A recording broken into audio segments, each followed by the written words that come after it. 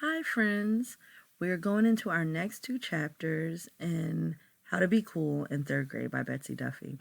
So I know sometimes I like to read before I go to sleep. So just, kind of promoting that reading still and maybe saying maybe you could try a book before you go to sleep, kind of put you in a nice place to kind of have your mind going before you drift off to sleep and maybe get into some dreams. So I'm going to read the next two chapters in How to Be Cool in Third Grade. It is Book Buddies as well as Smack. All right. I remember they said smack when when the mom kissed his cheek before. So I wonder if it has to do with that again. But we'll see. All right. So Book Buddies. The fun had gone out of the first day of school. Robbie couldn't remember ever feeling this low.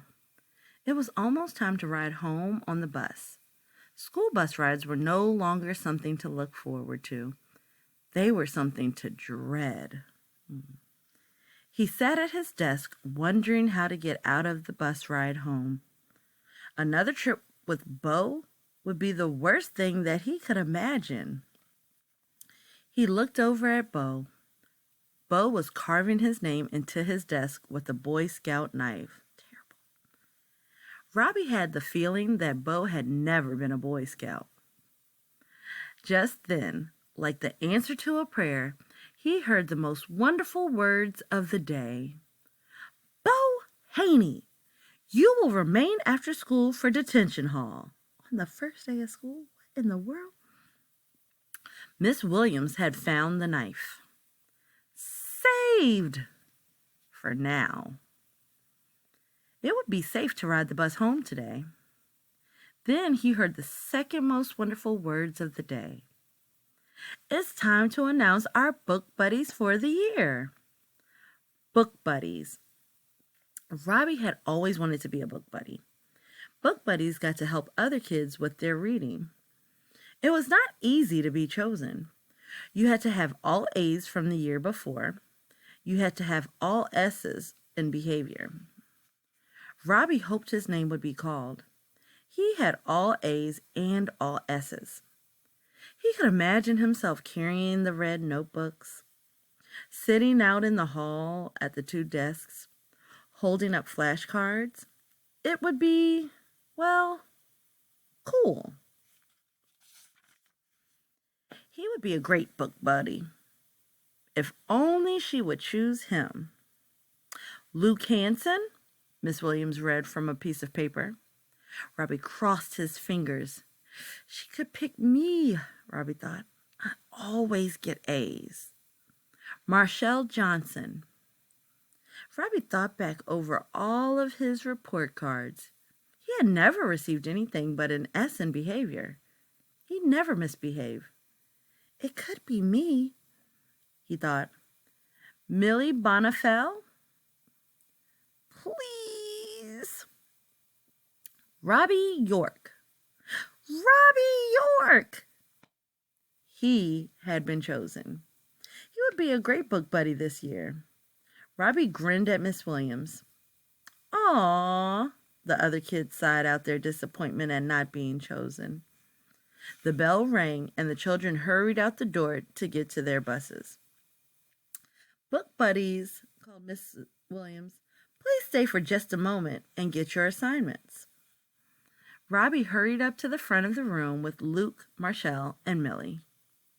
Now he would find out who his buddy was, the person that he would be working with this year. The four children clustered around the desk. Luke, you will have Brian Hicks. Luke nodded and headed out to the bus. Marshall, you will have Katie Robertson. Marshall nodded and left too. Millie, you will have Barb Green. She nodded and left. And Robbie, you will have Clyde Elmer Haney. Robbie did not nod. Who was Clyde Elmer Haney? They didn't have anyone in their class named Clyde Elmer, did they? Now hurry, said Miss Williams. You don't want to miss the bus. Robbie headed for the door. Back from the From the back of the room, a voice called, "Bye, Wobby." Bo! Bo Haney! Could it be true? Could Clyde Elmer Haney be Bo Haney? It must be true. He was book buddies with Bo. Poor thing, he cannot catch a break today. Robbie ran out to the bus and climbed up the stairs. He sat down beside Bug and slung his book bag down. "Who's your book buddy?" said Doug. Robbie didn't answer. He rested his head back and closed his eyes. Just kind of he couldn't believe it. "You okay?" He shook his head no. "Who'd you get?" said Doug. "You didn't get a girl, did you?" Robbie shook his head. That means it went side to side. "Whew! You look so bad. I thought maybe you got a girl." "I got Bo." "What?" "Bo," he said again. "Man," said Doug. He covered his forehead with his hand. "This is not good." They rode in silence. The bus stopped at Doug's stop. "Don't worry," Doug said as he walked toward the front of the bus. "We'll think of something." Robbie didn't smile. "We have to," he said, "or I'm dead tomorrow." Robbie's stop came next. He could see his mother as they pulled up to the stop. What did I say this is? Oh, and this is chapter 8. That's Mac. When I was talking about Robbie ran out to the bus, we started chapter 8. I'm sorry. I'm so tired. I'm forgetting everything. I'm going to start from the beginning of the paragraph. Robbie's stop came next. He could see his mother as they pulled up to the stop.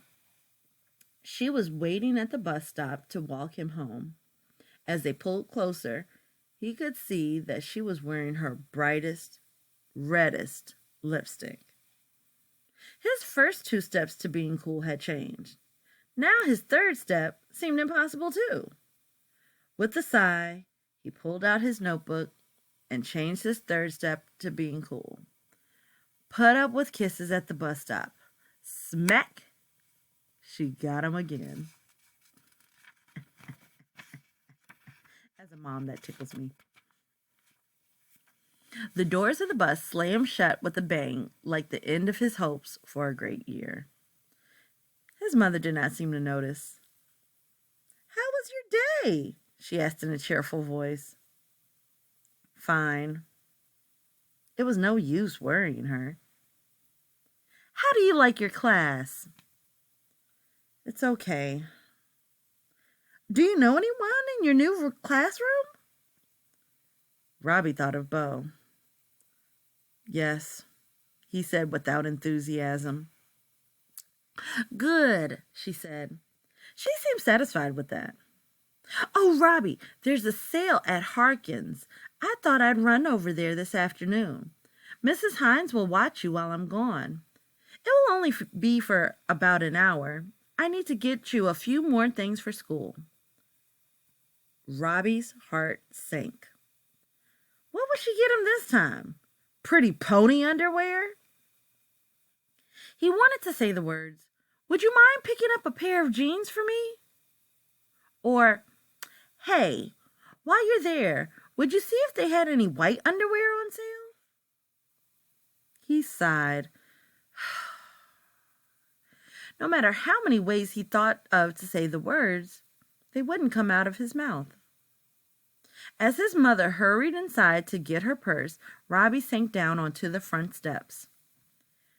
Maybe Baby Wobby was the right name for him after all. He had made up his list with such high hopes, but he hadn't done a single thing on his list. There was a big difference between making a plan and doing the plan. He had to stop Bo.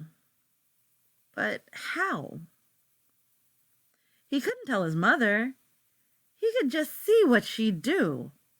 she would get all upset, call Mr. Hardiman, call Beau's parents, call the PTA, call the police. It would only make things worse. If only he could become cool before tomorrow, before he had to be book buddies with Beau. Everything would be okay. Coolness was like armor, protection from harm and teasing. Coolness was the key to happiness in the third grade. Coolness was the key to survival in the third grade. Time was running out and he needed to know the answer fast. How to be cool in the third grade. It seemed impossible. So the next chapter will be Wah! And we'll have about 2 more days. 2 more days with how to be cool in third grade, and then we'll be done. So thanks for tuning in, and we will see you next time.